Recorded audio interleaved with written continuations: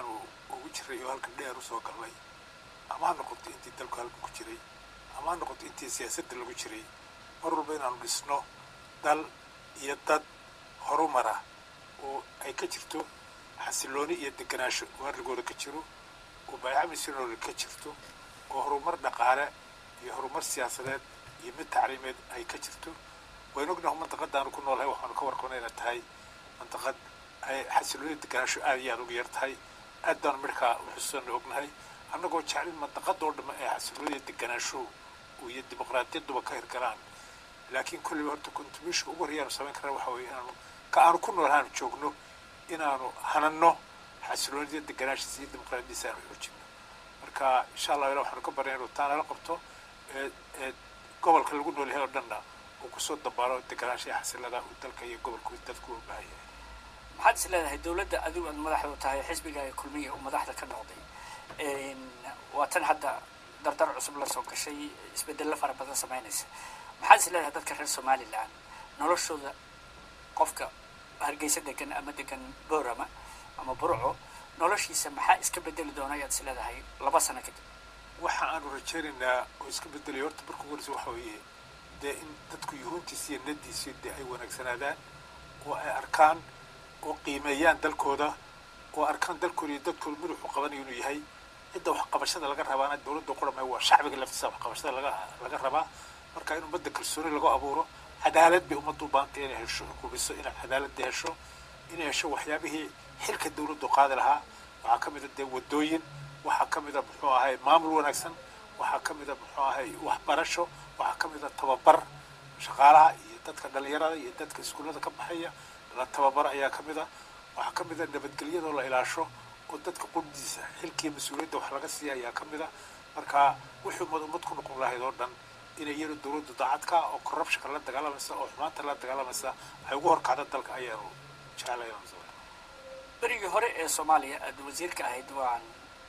ogaa laakiin hoos kaagama warqabin noloshaada sidaad u shaqayso raggaad wada shaqayn jirteen berigaas oo ama golaha dowladda ku jiray ama baananka joogay ama meelo kale joogay waxay ii sheegeen inaad ku tilmaanayd inaad ragga corruptionka kasoo horjeeda ama musuqmaasuqa xagga lacagta xatooda hantida qaranka inaad ka mid ahayd hadda somaliland systemku aad uma cusla waa dowlad cusub waxa dhan waa iska curdun marka si loo fiiriyo maxaad is leedahay ood kusoo biirin kartaa xagga dhaqaalaha horta marka ugu horeysa corruptionku ama tuugadu ama boobku wuxuu ka mid yahay waxyaabaha marka ugu horeysa dalka dee hantidiisa iyo yuhuntiisa iyo himilada ay ummaddiiyo dadku hiigsanayaan ka duwan jidkeeda iyo dariiqeeda uu ka mid yahay wuxuu ku ridaa niyaddu ka jabiyaa dadku oo dhanbuu niyad jabiyaa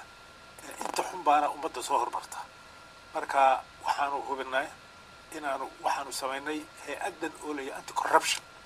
xafiiska corruptionka la dagaalama ayaanu samaynay oo aanu furay oo hubinayna in aanu noqdo shaqaalaha iyaga iyo dowladdeedu mid ka nadiifa waxaa mid siday u dhiirigali karto dadka iyo kuwa dibadda naga imanaya doonaya dalka maalgashadana ka aloonsan mushkiladda soomaaliya ka aloonsan horta waa dee waa ummad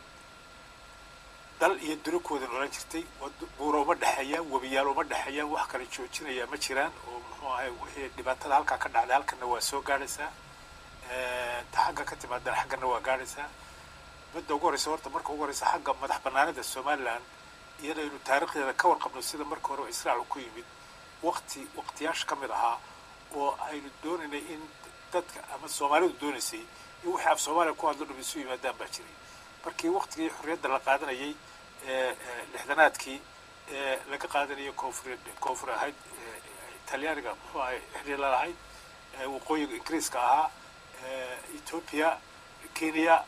meelo badan faransiisko jabuuti noqotay dee waa jira waqti aynu doonaynay in soomaali dhum isu wadato wixii la dhihi jiray shanta soomaaliyeed dareenkaas unbay xambaarsanayd tii israac una xambaarsanayd laakiin waan ogno taariikhdii markii ay inoo geysay dagaallo fara badan oo aynu waddamada jaarka la gallo oo kenya la gallo oo ethiopia la gallo oo cid walba la gallo waa tii arrintii shaqa weli waxaa dhashay heshiis ama dareen ah in cid walba halkeeda ay ku noolaato oo muxuu ahay xiriir wanaagsan iyo walaalnimo ay ka dhaxayso waa kaasoo jabuuti dee maanta waa madax banaana waa goonidiisa cidana ka hadli mayso muxuu ahay israac iyo muxuu ahay dhibaatay kale ma jirto annaga imika wa tagnay ethiopia waa taas oo xiriir wanaagsan baa naga wada dhexeeya soomaalida halkaa ku joogtaana waa taa dee dalkoodii iyo dadkoodii jooga dee sidoo kale soomaaliyana way noolaan kartaa way joogtaa dhibaatada in laga kor qaado caalamkana aanu kala mid noqono sidii loogu soo dambaan lahaa nabadgelyada waxaanu ka qabanno annaguna somalilandna dadkeedii maadaama ay la soo noqotay waktigii dalka lasoo galay ay iyadoo ay xagga shacbiga ka timid ay dareenkaa la soo noqotay iyana ay sidaa ku guulaysato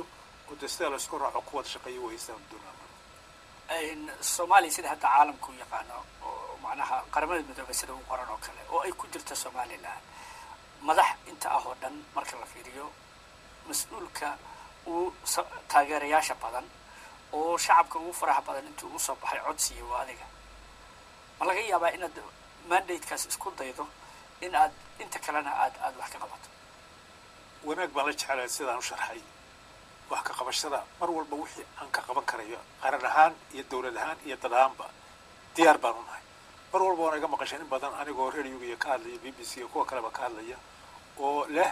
wixii dadkaa wax yeelaya waanu kasoo horjeednaa dhibaato ugeysana waanu kasoo horjeednaa laakiin wixii isu keenaya iyo wixii waxtarkooda iyo midayntooda iyo nabadgelyadooda ka shaqeynaya diyaar baan u nahay inaan maxaa gacan ka siino waana jeclay in dadkii shacbiga dhibaatada laga daayay laakiin markay timaado madax banaanida somaliland taas iyadu waa mid laba taabtaana waa dareen ka yimid xagga shacbiga oo shacbiga goostay ummaddu isku raacday dee waktigii la ogaaya ay dalka la soo galay madaxweynaha somaliland axmed maxamed silaayo aad iyo aad baad mahadsantahay adiga fadlan